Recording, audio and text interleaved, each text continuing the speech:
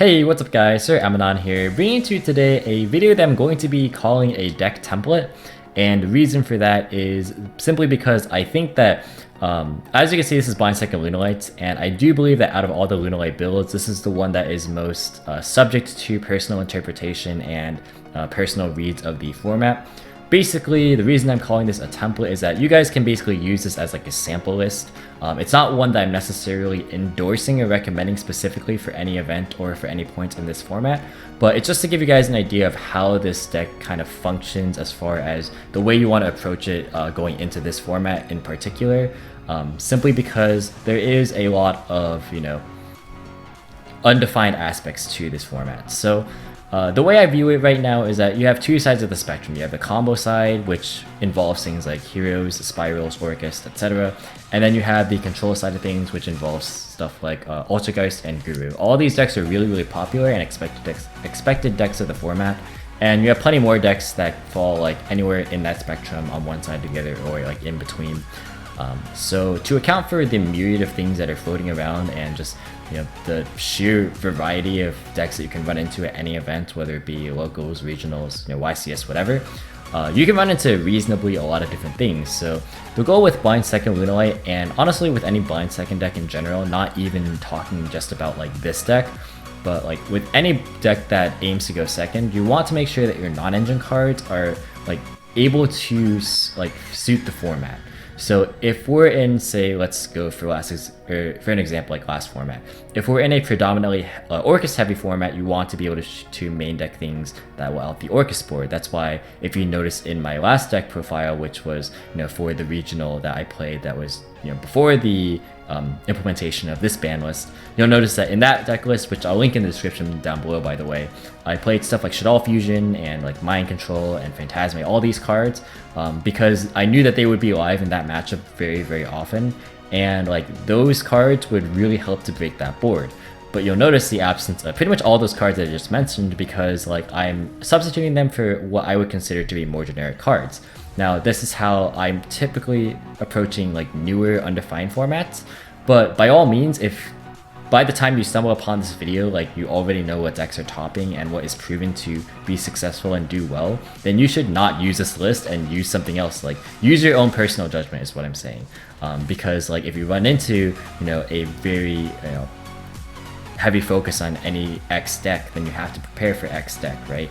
So it only makes sense that you have to adapt and tailor your build accordingly. But I'm just going to go ahead and run down the list and just give you guys a brief idea of what I'm playing, what I am, at least tentatively for the time being. So first off, we obviously have 3 Chick, 3 Tiger, 2 Martin, and 1 Emerald Bird. I think these are all really standard and you should play every single one of these in any Lunalight list. Not really any exception.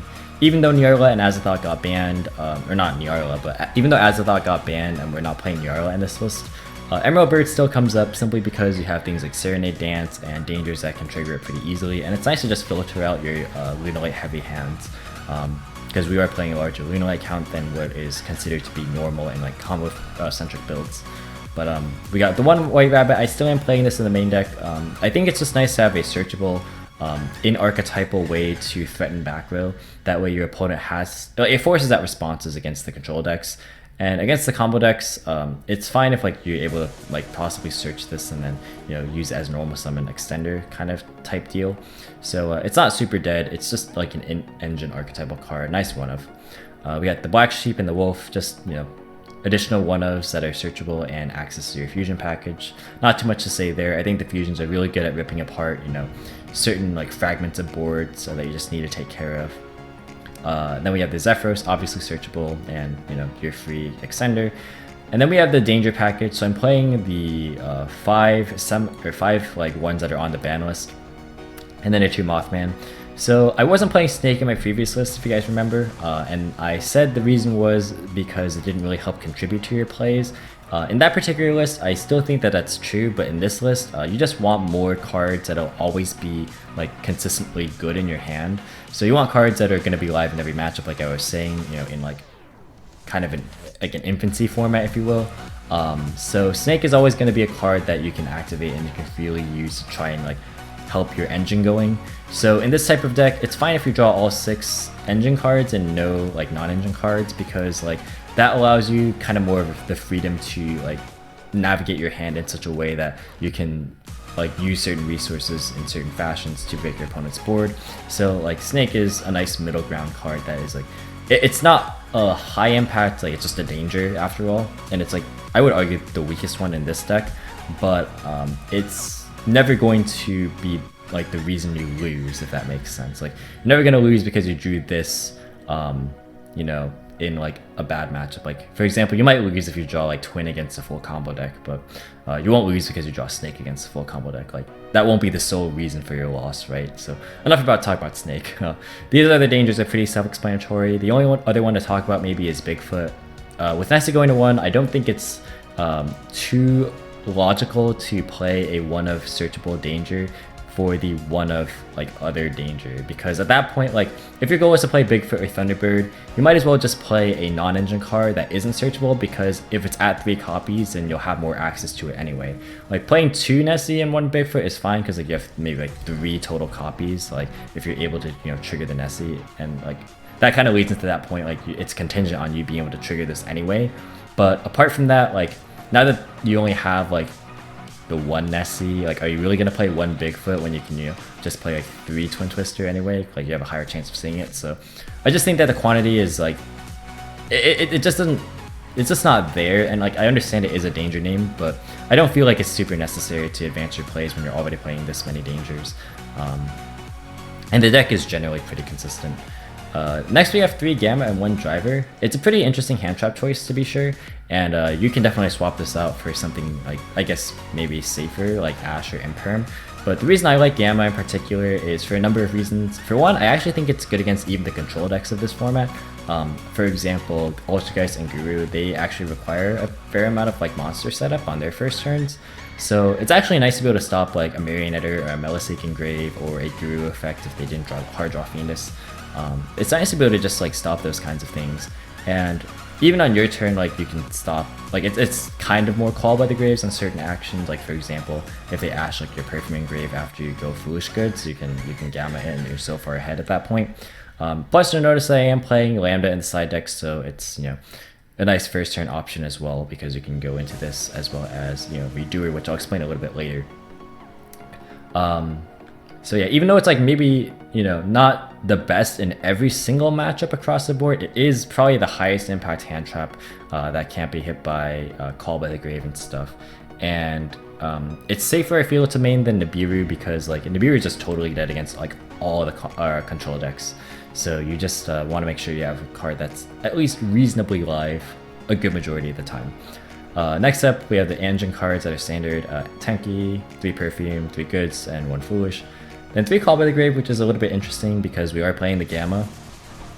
But Call by the Grave is nice just because like you will run into some resistance in the form of hand traps even if you are going second.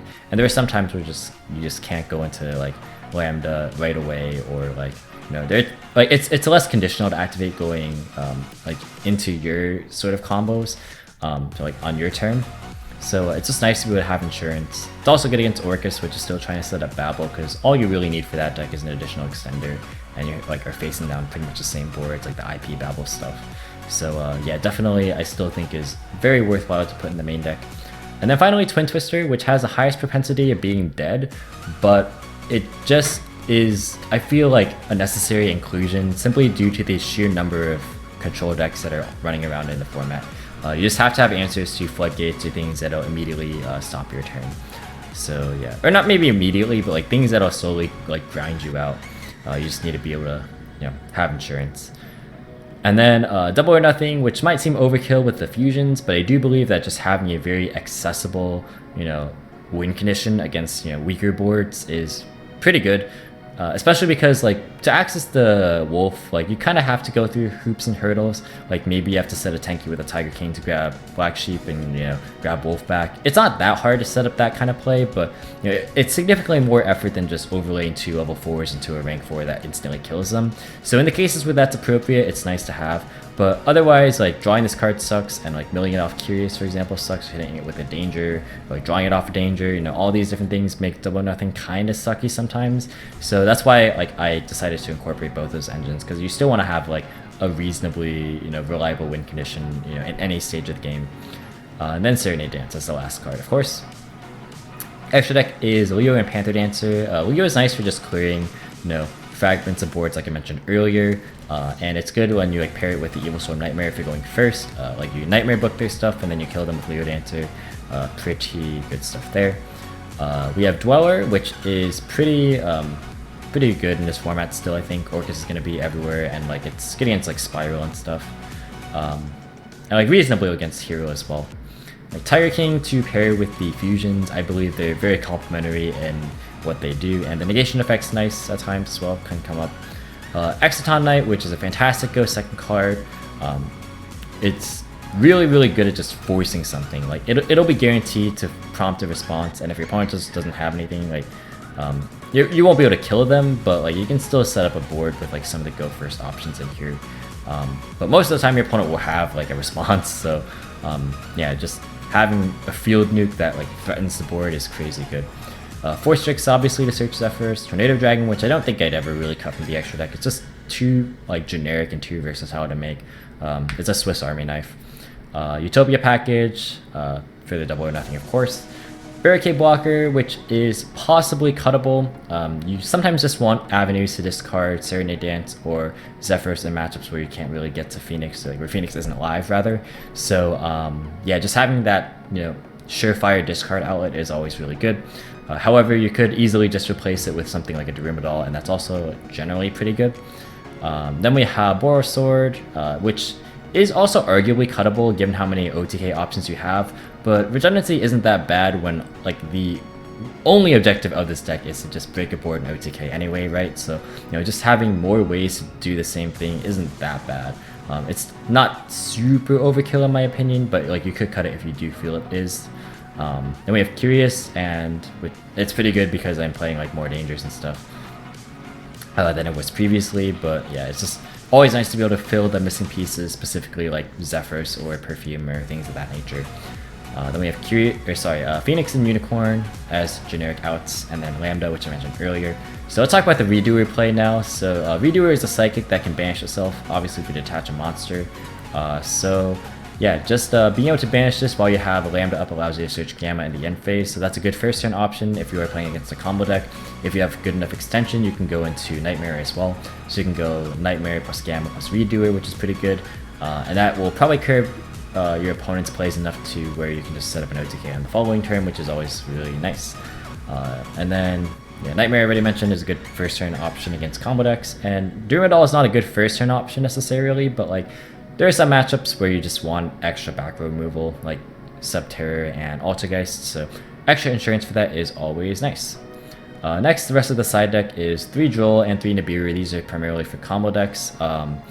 I think Spiral is maybe not as hurt as much with Nibiru, because they can go into Appaloosa relatively early, but like it's just good to have against like the build-a board style decks. And Droll is actually exceptionally good with the amount of searching that's going on, really nice.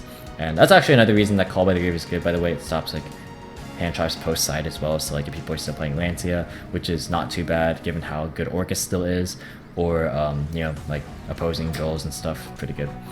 Then we have Dark Ruler, which is pretty good against like just negation type decks like Spiral. I would probably put this in, prioritize this over Nibiru against Spiral personally, just because you can draw it as your 6th and it's good.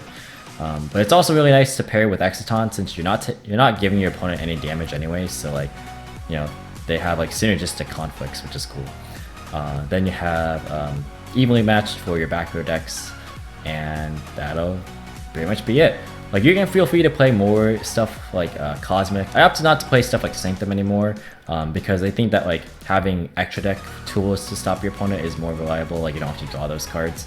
So but you could definitely tailor your deck, of course, to whatever is expected of the metagame, which is what I've been saying this entire video. But anyways, that is going to do it for this video. Thank you guys so much for watching. Hope you enjoyed. If you did, be sure to leave a like, as well as any thoughts or feedback in the comment section down below. Feel free to subscribe for more competitive and informative Yu-Gi-Oh content. If you want to, you can follow me on Discord, Twitter, or Twitch. All 3 links in the description as always. And once again, thank you guys so much for watching, and until next time, I will catch you in the next video. See you guys!